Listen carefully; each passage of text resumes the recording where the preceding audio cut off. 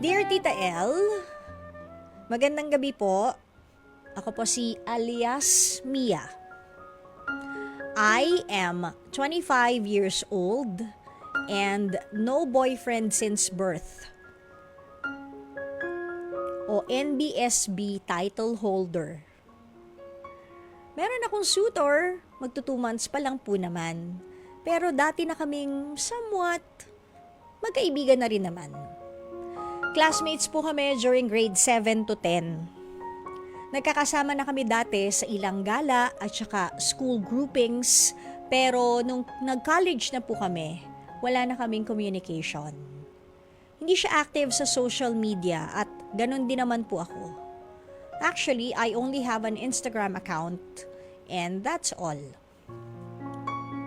Nag-reconnect lang kami after mag-reunion ng batch namin noon pong October. And after almost a month ng madalas naming pag-uusap at pagpunta niya sa amin on weekends, nanligaw na po siya.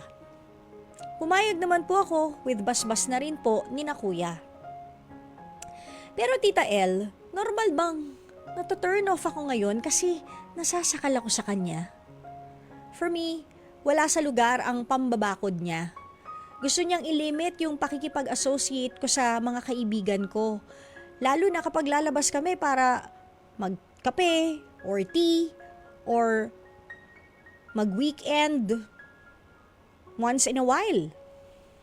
Isa pa, ayaw niya nang umaakyat ako ng bundok o nagta-travel unless daw masasamahan niya ako pagpasok sa sked niya or pagpasok sa sked niya. Like Tita L, for context, hilig ko na talagang mag-hike, mag-out of town, mag-beach, at mag-join sa mga tour package kahit wala akong kilala.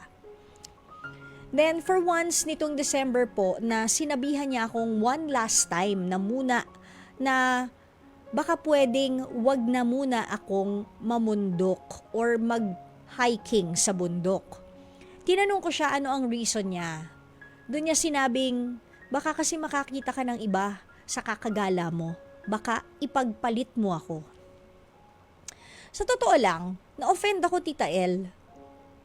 Saka na lang yung pagka-disappoint.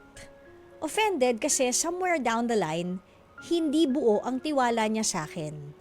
Disappointed in a way kasi that's now how he was or that's not how he was when he was reintroducing himself to me during the earlier times of our reconnection.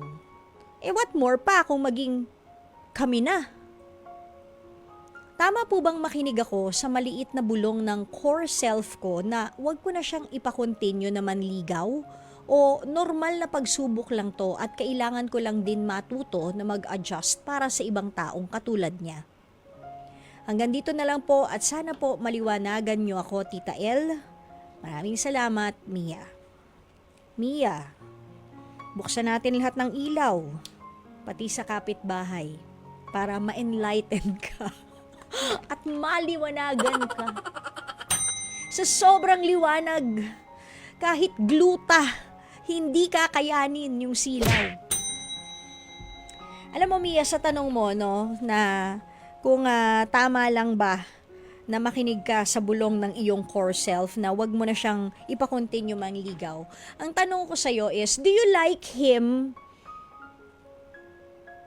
Do you like him kung tatanggalin natin yung pagka-possessive niya? As a person, without his possessive traits, do you like him? If your answer is yes, baka naman pwede mo na lang siyang pagsabihan na, alam mo, medyo masyado kang possessive, hindi pa naman tayo. Nandito pa lang tayo sa getting to know you stage. So parang ang possessive mo naman masyado para pagbawalan ako sa mga bagay na gusto ko. Clearly, we do not have the same interest. Pero if you wanna get to know me better, edi find time. Hindi yung kung pasok lang sa schedule mo. Because that's how love is. You go out of your way. You find time for that person. Hindi basta pasok lang sa schedule. Ano yun? Parang reserve ka lang? Pastime ka lang niya? Ganun, di ba? If you like him, ha?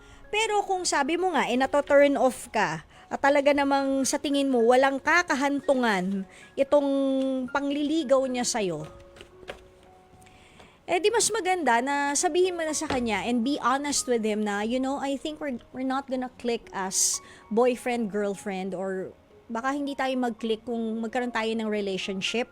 Baka mas maganda kung friends na lang talaga tayo, barkada. Kasi hindi tayo parehas ng interes. Ayaw mong mag-hiking, ayaw mong mag-beach. I'm an outgoing person. Hindi ka yata ganon.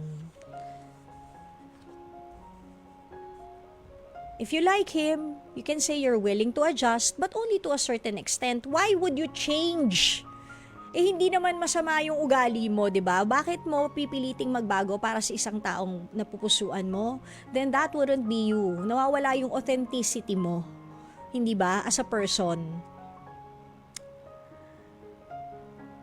So kung nararamdaman mo na wala namang patutunguhan at kahahantungan itong pangliligaw niya, di wag na. Sabihin mo na lang ng maayos, I think we're not meant. Maybe we're just meant to be friends. Yun. At least hindi masyadong masakit. Maybe, if we were still in grade 10, I would have liked you. But I guess, habang umiidad tayo at nagmamature, nasa 20s na tayo, maybe we also grew apart. Maybe nagkaroon din tayo ng different interests. Kasi nga, nag-mature na yung mga isipan natin. Diba? Mas magandang pakinggan kaysa sa, ayoko, bad trip ako sa'yo. Busted ka na. Di kita gusto. Pero kung gusto mo talaga makapanakit ng feelings, ganun ang sabihin mo. I don't like you. I don't like you. Straightforward. Di kita gusto. Ang epal mo eh. Masyado ka possessive. Pilingero ka. Kung kala mo, ba't di ako pwedeng mag-hiking sa bundok dahil di kita kasama? Bakit? Ano kita yayo? O, ganun. Gusto mo ng bastusan. Nadami ka ng options binibigay sa'yo, te, ha? Diba? Ba't gano'n? Bakit? Hindi mo kita kailangan. Sa bagay, taga-bit-bit ka ng bag ko, pero sige. O, diba? Ba't di pwede? Hindi pwede. Hindi ako pwedeng lumigaya. Hindi ako pwedeng mag-go out with my friends. Daig mo pa tatay ko. Tatay ko nga, pinapayagan ako. Sino ka? The who you? Sino ka? O, hindi ba? Hindi pa tayo. Relax, kalma. Di ba nga kita sinasagot, ganyan ka na. O, di ba? Pero if I were you, I'd go with option 1. Be gentle, be nice.